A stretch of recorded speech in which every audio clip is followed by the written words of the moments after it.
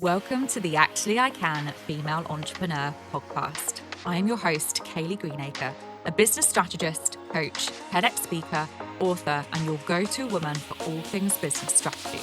I am obsessed with supporting female entrepreneurs to grow unstoppable six and multi-six-figure businesses that they love, giving them the freedom and life that they desire. During this podcast, I'll be sharing with you everything that you need to become a successful female entrepreneur, from the mindset shifts to sales and marketing strategies, and how to become an iconic leader that people can't get enough of. It is my mission to help you stand out, attract your dream clients and customers, and sell out of your offers with ease whilst building the business and life of your dreams. Let's make this your reality, ladies.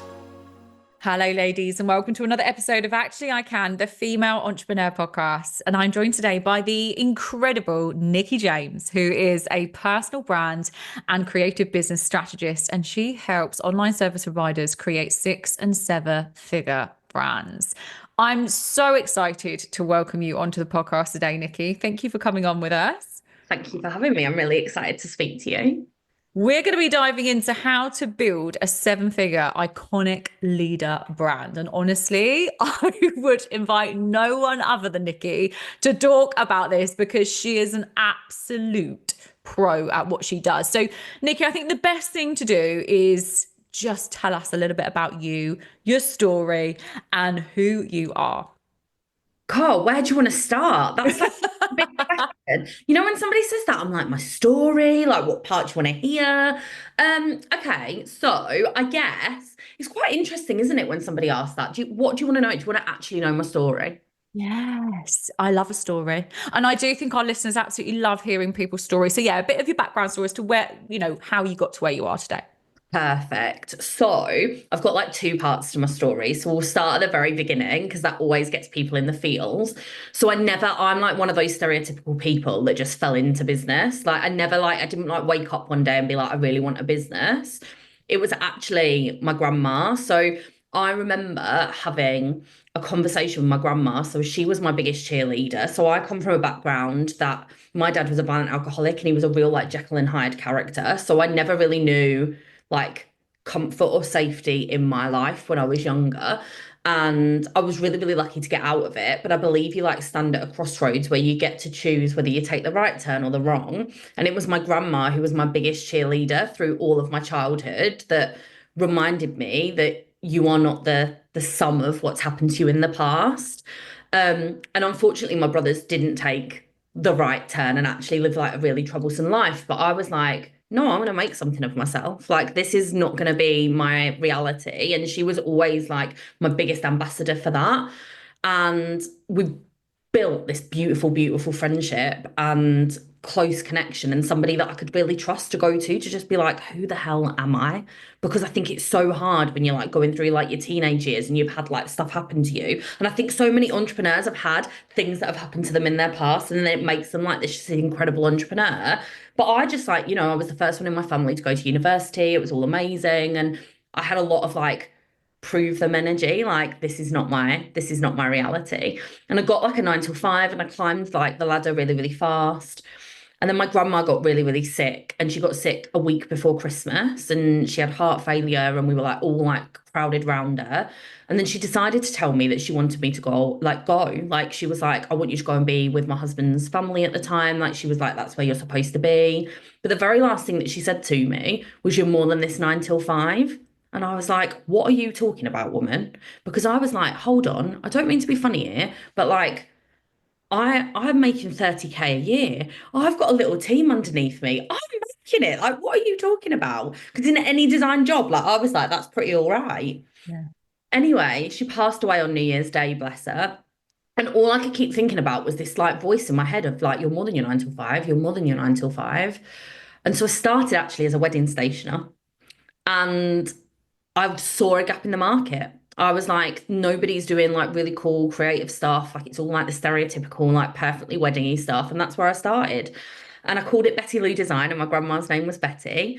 And people would come up to me and be like, are you Betty? And I'd be like, no, because all I can imagine is my grandma with knitting needles every time you say that. But it started a story, which let's face it, all good brands do. They start a story and it created connection. And it meant that I was charging well above industry average. We grew, I left my business. And it was when I actually met my very first coach, and they were like, why on earth, with all of your brand knowledge, are you not bringing that to the table in entrepreneurship? And I was like, don't know really. You know, and you're like, don't really know.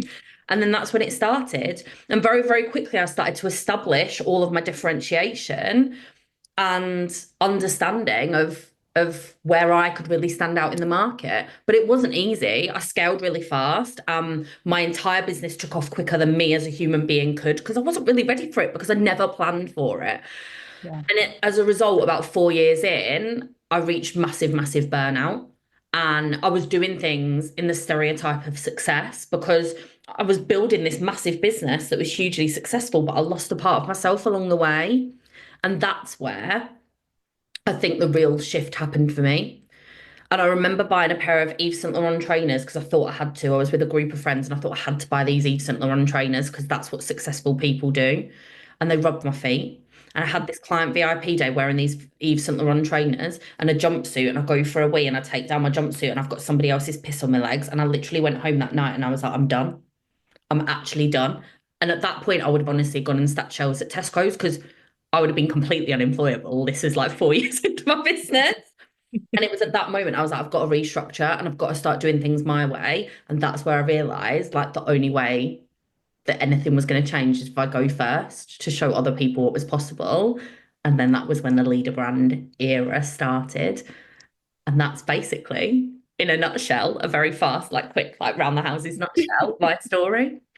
What an incredible story as well. And I absolutely love the inspiration from obviously your nan. And I can imagine it's quite a touching story to tell, but like incredible. What you've built as well is just insane.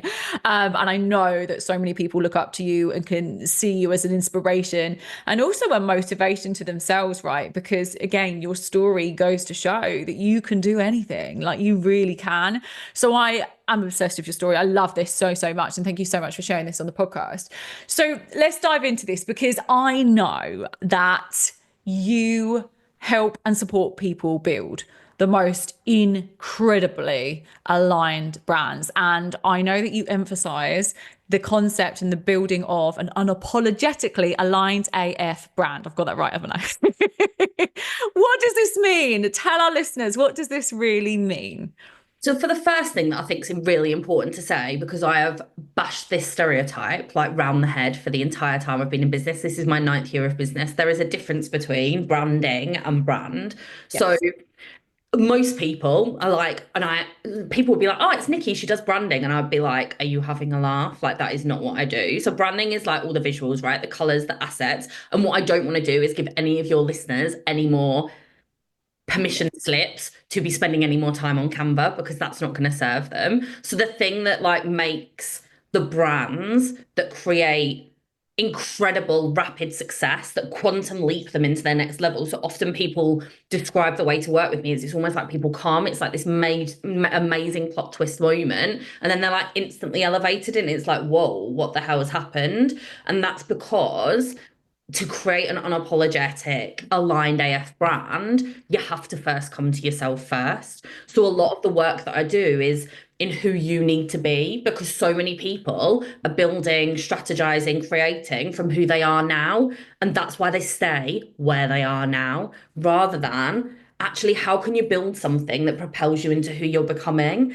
and start making the moves as them because that's where the real shifts happen. So it's where, like, where do you need to position yourself? Like, where do you need to level up? Like, how would, as an example, if we were talking about the stereotype 6 figure, 7 figure, even 8 figure you, like, how would they show up that you're not? Like, how can you start to be the one that people follow rather than the one that's doing all the following? How can you lean into your edge and your ownership and your presence and your authority of every single thing that you do? Because fundamentally, we always hear this saying now. It's like when authority used to, or authenticity used to be a thing, sorry. Now it's like this category of one thing. I see everybody using it, right? Like it's like, how do you become that category of one? The shift has to start within you first, because you can have to establish internally to be able to move externally. But everybody misses that part.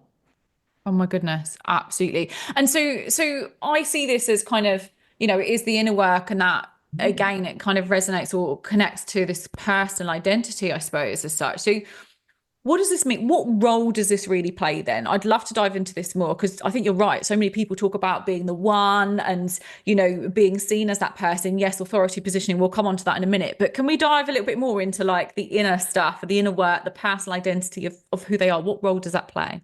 100%. So let's have a think about how we can like break this down as well as possible. So I have this. Do you predominantly have female listeners or is it a bit of a mix? Yes, it's pretty Predominantly much female listeners. Okay, perfect. So I'm going to use like women then because that will be really helpful. So I have like a concept that's called like the unfamiliar woman. And fundamentally, like if we all think about it, we can look at what our future self will be. How will they look? How will they sound? How would they show up? What moves would they be making differently? It becomes like that filter that you then run everything else through. Because I believe the only way you shift your identity, if you think fundamentally, our brain rewires by repetition and intention. So I believe stepping into your next level is a decision and a frequency that creates the faster results. So if we can actually picture this person and get completely and utterly on board with who she is, even though it might feel a little bit unfamiliar, even though it feels big and freaking scary, and like, how is that possible for me? Until we can start aligning with who she is, how do we ever become her? Because right now we're our physical self. So if you imagine like you're your physical self and you know what your next level looks like and you know what it sounds like and it looks like you and it sounds like you, but something's like, oh, it's a bit big, oh, makes me feel a bit sick. It's like buying a new pair of shoes, right? You freaking love the shoes and you put them on and they rub a little bit. But there's always going to be a past version of yourself, and it could be the little girl within you, or it could be like something that happened to you on your journey, or something like that, that is going to try and keep you safe. It is going to try and stop you moving into that because it feels scary as anything to go there.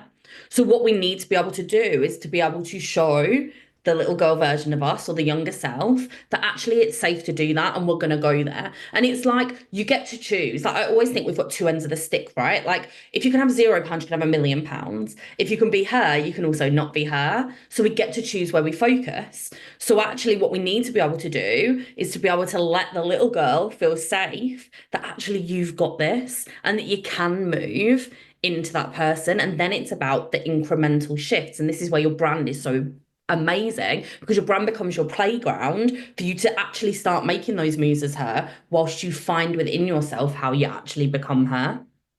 Wow. Incredible. I love all of this. I think it's incredible. And I think it will be fantastic for our listeners to hear this because it's so easy to see in the online space, show up as the one, be the authority, etc., etc., etc. But actually understanding the roots of who you are and how how you need to step into that version and that person. Well, it's you, isn't it? It's you, but that version of you and like all of the things that you could do. Is there like, because I know there's a lot of work involved in this, right? And I know that this is part of the incredible work that you do with your own clients. Is there anything that people could do to start with, to like any kind of tip or exercise or mini strategy that they could do on like a daily basis or anything to kind of get them started with this personal identity work? Let's make it like as simple as possible.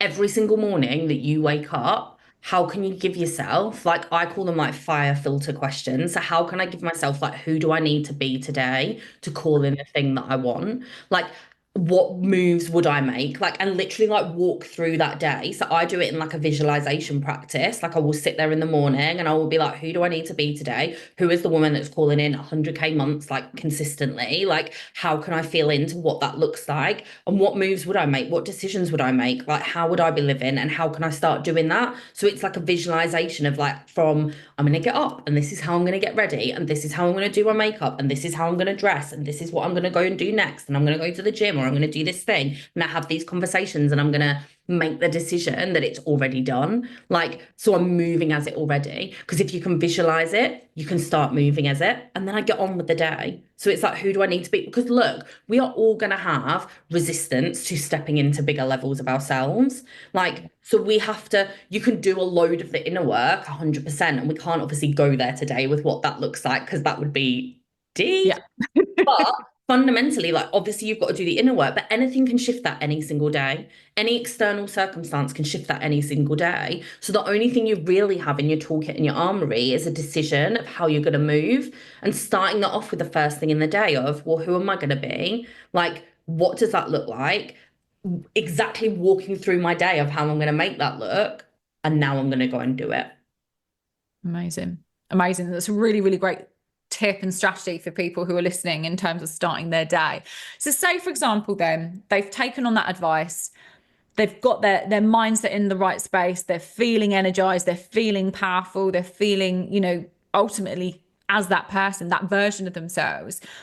And then you say, take action and go and do it.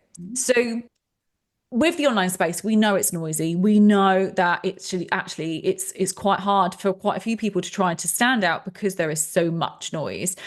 What advice can you give around this? So if we're thinking then authority, positioning, iconic brands as such, how can people actually stand out in 2025?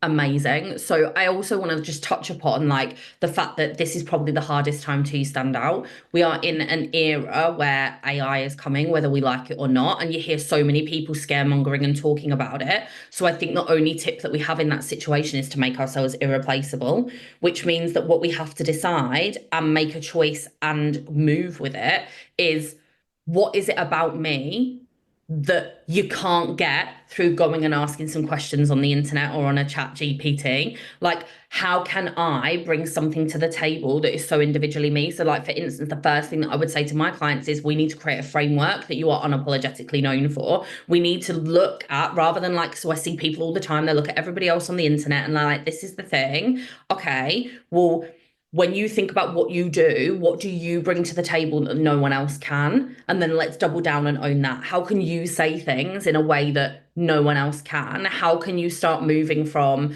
like you hear people be like, this I help statements, like I help this person to do this. Actually, like, stop doing that and become the one that's like, I am the one you come to when statements. Like, it's that shift and that difference. It's like being able to be comfortable, to be polarizing, to speak your truth, to actually come out there with what is in your core and bring that to the world in a way that is bolder. You're not asking for approval. You already have that within yourself. And now you're going out there and you're sharing your gifts in a way that only you can. So how do you say things when you're talking to your clients? Like, bring that to the table. When you think about what you do and you think of all the other people that could do what you do, okay, but how do you make that more individual to you? And how can you talk about your experiences? Like, I've got a story sales framework where it talks about like using your own story to really connect with your audience. So you meet them where they're at, but you talk to them about the things that shifted, which is where your framework comes in. Beautiful, because now you're being like, well, I did all these things that I'm about to tell you. You're a walking embodiment of your promise, right? And now I'm here. So you're always like, I can meet you where you're at, but I'm also going to show you what's possible. I mean, it's hard, isn't it? Because I could talk all day about this. Like, I you know, I put me know. on half an hour, I'm like, can we have 4 hours? Like, could this be the 1 4 hour podcast that you do? Absolutely. It should be a round tables discussion, shouldn't it? Do you know what though? I completely resonate and know exactly what you mean. I mean, number one, having that methodology or framework or whatever you want to call it, that's ultimately yours, unique, that stands out, get it trademarked, really, show that this is the thing that moves people and gets people results. So absolutely, I completely appreciate that. And I love the fact that you're saying that actually your story plays a massive part of this as well, because I think it is so easy. I think with ChatGPT, with AI, with, a lot of content is sounding very, very samey at the moment. And I don't want to put a downer on AI. Like you said, it's coming regardless. And actually, it's an incredible tool. But I don't think people are maximizing that opportunity. And I also agree with you with the I help statements. The amount that I see, it's great. It tells people who they help and who they support, but I feel like it's just another carbon copy of someone else's version of what they're doing. And I just feel like there's a lot of blending in at the moment. And I think this is what you're given here is golden. Like, it really is. Also, like, spot the freaking gap. If I think of some of the biggest entrepreneurs, like I always use this example, and I know she won't mind me using it. So, like Lisa Johnson, I know we both know her. She's and most people know her. But like, I remember when we both started out at a similar time. And I saw her business from, she was charging at the time 3 grand to work with her for 3 months. Like that just like blows my mind now when I think of how much it was to work there now. But I remember like watching her business take off. And if I unpack that and think about that from a brand perspective, like she saw a gap in the market, right? She saw something that people, like she basically created her framework that was something that other people weren't tapping into. And she became the one that was known for that thing. Like, I'm not saying that we all need to have a niche that's like, you put in a box and you can't like spread out of it. But that's why a framework's so important. When you've got that framework and then you're known for that framework and you bang the drum about that thing and you find your unique way of doing it, your business is going to scale like wildfire. And I think the problem that we have is nobody's really taking ownership of a gap. People are just like, well, this is what I do. And I'm not going to try and like, it's just easy. Like, and maybe I'll just get some clients now and again. But I think real like leader brand status is like literally domineering a space and becoming the one that's the only choice. And that's the thing that we've been speaking about, because so many people are like, I'm going to go and learn this other person's methods. And I think obviously we want people to do that with us, right? So I'm not saying don't do that, but ask yourself like, then where can I put my twist on it? I'm going to learn from the people that are further ahead from me, but then I want to make sure that I'm putting my twist on it, because that's going to be the thing that sets you apart. Like, you don't want to be a follower, you want to be the freaking trendsetter. And a lot of that is allowing yourself the space to be like, okay, I've learned all these things, but where's my angle to it? And maybe that's with your story, and maybe that's just with the way you freaking see things or the way your blooming mind works. Like, we have to be able to allow ourselves the time and the space to be able to understand where your difference is in this mad market that we're in right now, because your brand becomes the thing you filter everything through. And without it, what are you going to be? You're going to be like everyone else. And eventually that's going to bite you on the bum. And would you say, in regards to sort of mistakes you see, because I'm sure you're very much like me, you'll absolutely praise everyone and anyone doing their thing in the online space, but you can quite easily pick up and see the mistakes that people are making. What would you say, other than the sort of the generic blending in, but what would you say is like the most common mistake that you see people make? Being too wishy-washy and vanilla with their content.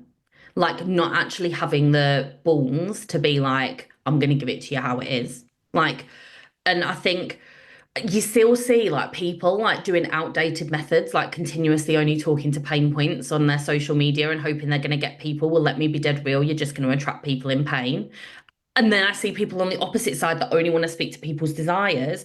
Or I see people that are like talking a good chat, but then they're not even living it. Like, I believe that good messaging is lived, not just spoken. So like, I see people that say things and they're like, right, you get this like beautiful freedom life and you like get to live this life of joy and like whatever. And I'm like, babes, all you do is sit at your desk. Like, that is not freedom. Like, if you're not living the messaging and the promise that your offers and your services, and when people come into your world, like, that is going to be the easiest way. Because I actually think we're switching now. Because let's face it, we all say the same things. All of us, realistically, we all give the same promises. We know fundamentally the reasons why people buy: money, time, well-being, status, and obviously trust. We know that that's why people are buying from us. Well, we're all going to peddle that and talk like to the same type of pain points.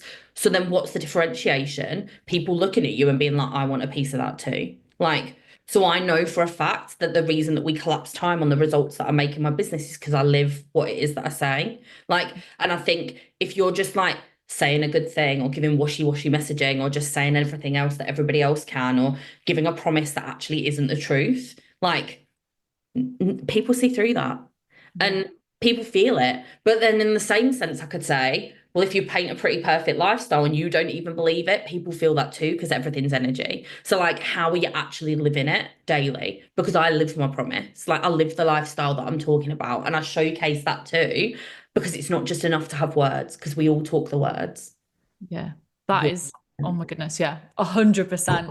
I think you're right. People mirror your energy, and actually they can always tell, can't they? They can see right through things. And it's not the fact that people are necessarily lying, but actually, or they're potentially lying to themselves, actually. But Like, they're not meet showing people where up. you are, because it's totally okay. Because look, there's going to be some people that are further ahead than you and some people that aren't. So like, I always say to my clients, like, make sure that you're talking to people who are already looking at you as an inspiration, right? So you're looking at your mentors as inspiration, but people are looking at you, and we forget that. Like, because some people will find the mentors that you've got wildly like unattainable for them. So they wouldn't even look at them. They might look at them and think, cool, they're pretty cool, but they're not going to ever think like I'm going to work with them, because to them that just doesn't even feel like a thing. It doesn't feel tangible.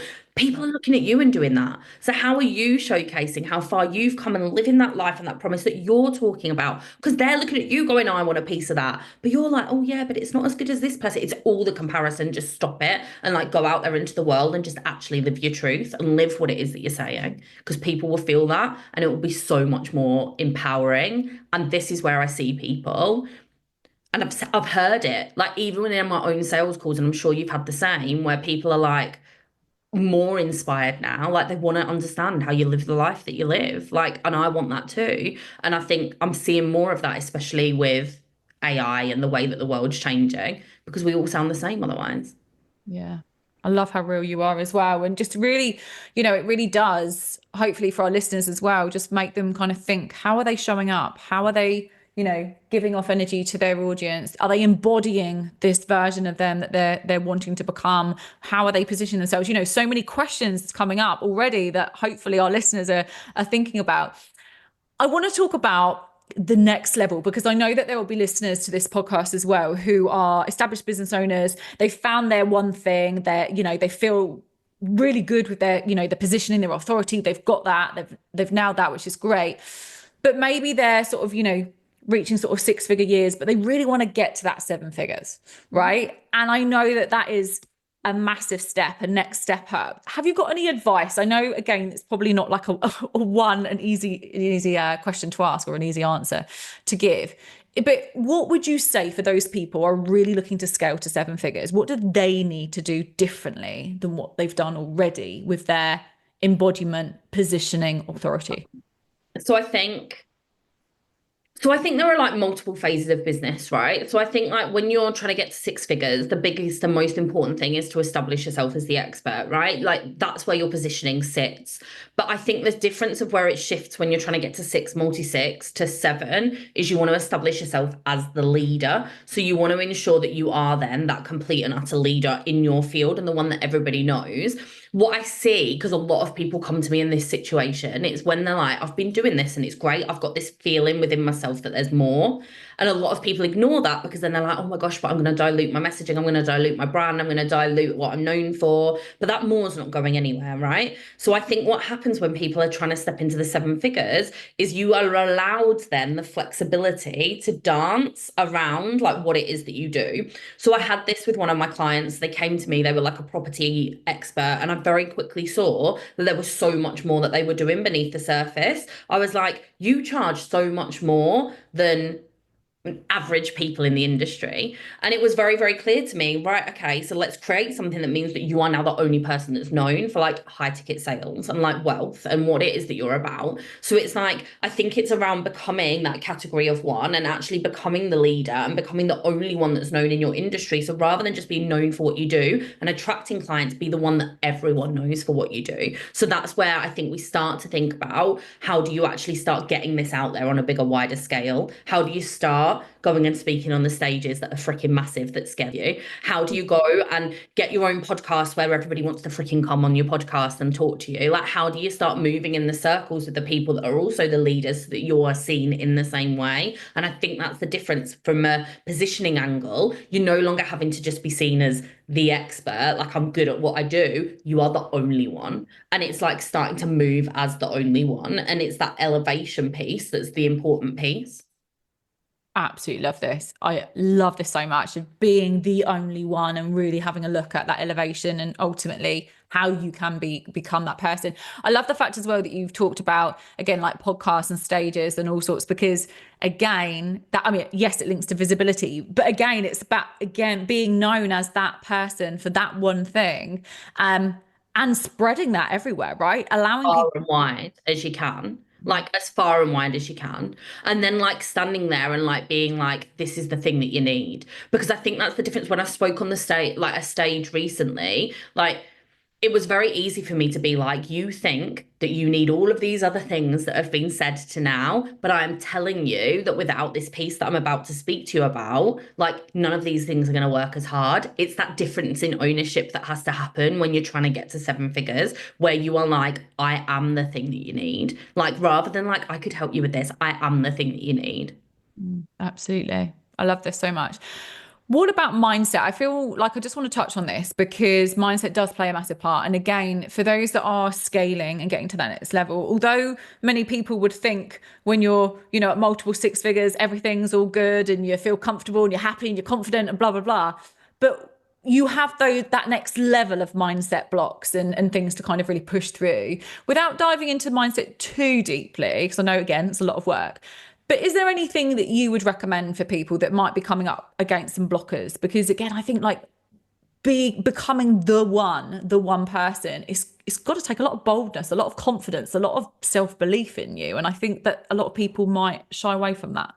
100%. Like, look, I believe that we are always doing the work. We are always in a constant state of evolution. And it would be unethical for me to sit here and say that stuff doesn't still come up for me. 100% it does. Like, I think there's a dedication to always doing the work. So you're always making sure that you are working on your identity and your mindset alongside these bigger moves that you're making. But like, let's be real. If I think about every single thing that has created quantum leaps within my business, all of them have made me feel uncomfortable. But I had to make a decision. It comes back to what I said right near the beginning, where you choose to focus, right? If you can have 0, you can have 7. Like, if I can have, like, I can have whatever I want, like, I can have it all. So where do I choose to focus? Do I choose to focus on the fact that it's already done and make the moves, even though they scare me? Because yeah, 100% they do. Like, do I still feel like I'm about to piss myself a little bit before I do something massive? Yes, 110% legitimate. Like, can I do this? What happens if I muck it up? But I don't believe that you get anywhere being comfortable. Like, all the biggest times where I have been on the edge of a big shift and a big jump, I have been uncomfortable. So yes, look, from a mindset perspective, do I double down every single freaking day on my belief of myself? Yes, I am committed all the time in the work that I do, because as I said at the beginning, everything's repetition. So the more that you can double down on that, the better. And there's so many tools and things out there. Like, I do a lot of meditation, visualization. I do a frick ton of journaling, like, but that's what's right for me. Like, I also will just put on like my bouncy trainers and like listen to a walking meditation, and it changes my frequency and vibe. Music changes your frequency and vibe. People you're around changes your frequency and vibe. But at the same time, you've got to find what's right for you. And I can't dumb down the power of mindset, right? Like, that is so important. Like, but if I think about the biggest shifts for our clients, it's like, if we can look at the limiting belief that's coming up when you're in that situation, and we go, okay, how much of that is true? Think about like catch it, challenge it, change it. So I can catch that it's coming up. I get to challenge whether or not it's true, or whether it's like somebody else's voice or something else. And then I get to choose to change it. And then I get to double down on that, change it, because it's that repetition that makes the difference. But fundamentally, the biggest reason people have mindset issues is they think everybody else doesn't. Like, I think they're like looking at all the people a million miles ahead of them and think they must have it easy. And that is BS. Like, people don't have it easy. People still have the same rules. And what I notice, because we work with people trying to get to 6, multi-6, right up to 8-figure business owners, the same crap comes up all the time. It's too big, it's too scary. And if anything, it's worse on the other end of the spectrum, because they're like, everyone's watching me. Yeah. But the difference is a choice. Like, it's a decision that you can sit in your comfort zone and you can be really, really comfortable with what you've got. But if that voice of I want more is louder than the voice of this is comfortable, then you're not going to ignore it. And it's always going to feel uncomfortable. And you double down on the work that you need to do on yourself to be like, right, I'm just going to do it. Because once you're in it, you don't even think about it anymore, because you're in it. Like, you're doing it. It's happening. It's like, like, I just did like one of my biggest stages. It was 500 people. And I literally like was like, oh my God, I'm going to forget what I'm saying. I remember like waking up like every night beforehand being like, I'm going to stand on the stage and be like, I don't know what I'm saying. I don't know what I'm doing. This is going to be a disaster. I had a dream about like somebody else was on before me and was like doing like some weird skit with like Wizard of Oz. And I got caught up in all their like props and stuff. It was bizarre. And I remember standing there like right before and being like, I can't even remember my first line. I can't remember my first line. And as a result, that's brought me in 87K in this month alone. Imagine if I hadn't done it. Imagine if I hadn't have like, I'd have taught myself out of it, because I 100% could have. Of course I could, because I still have that same stuff. And when the thing comes up and the little devil sits on my shoulder, I get to be like, quiet now, because we're focusing over here. So yes, I'm not downplaying that you don't have to work on it. Of course you do. But catch it, challenge it, change it is a thing that is always in my head all the time. That's a great piece of advice. And absolutely, I think it's really good as well for our listeners to hear that you experience that as well. I definitely do as well. There's times, and like for context, Nicki has just had the most incredible few weeks speaking on some of the biggest stages. You held the most insane retreat. Wish I could have been there. And the fact that you've just openly said as well, but still you get these mindset things that come up just before you go on stage, but that is normal, right? That is like, let's absolutely normalize this. It is. But also when you come off of it, did I do enough? Was that enough? Did that land? Did everybody like, of course that stuff comes up, but then you have to choose where you choose to focus, because you can cripple yourself and halt your success more than I have seen success being halted if you choose to sit in there. And that's the difference. The shift between getting to like the next level and not is, I see too many people that are prepared to sit in it, sitting in victim mode. This is happening to me. It's not happening to you. You get to shift it and change it. You don't like the reality you're in. It's a choice to move different. Yeah. Oh my gosh, I love this. Honestly, I know we could talk about this for so long. Like, it's incredible. And honestly, the work that you do is insane. It really does support people, change people's lives, and ultimately elevate their brands, their personal brands, building that aligned as they have, which is incredible. We're coming towards the end of the episode, darling, and I just want to say, first of all, thank you, but would love to take your final piece of advice for our listeners. Oh, great. I think the best piece of advice that I could give your listeners is to move like it's already done and allow yourself to enjoy the journey, not just the destination. Love it. Absolutely. Move as if it's already done. I love this, and enjoy that journey. And I think so many of us can get caught up in all of the things that we're doing, but no, enjoy it. Every single day is an opportunity, is an experience, and is something that we can enjoy as part of that. So it's been a pleasure, honestly, having you here on the podcast. Where can our listeners find you and connect with you, Nicki? Probably the best place would be to come over to Instagram. I'm the Nicki James. I spell it weird, Nicki. Weird. Her links are in the show notes, as is her bio. Go and connect with her. Honestly, she is incredible, and she really is a pro at what she does. But I want to thank you so much again for coming onto the podcast and sharing some amazing insights in what you do. Thank you for having me. Thanks to everyone for joining us today's episode. Please don't forget to rate, review, and subscribe to the podcast, and I'll see you all again next time. Thank you for tuning in to the Actually I Can Female Entrepreneur Podcast with me, your host, Kayleigh Greenacre. If you are ready to build, grow, and scale your dream six-figure or multi-six-figure business, then head to our website now for more information, or connect with me on socials to see how you can create your dream business and dream life.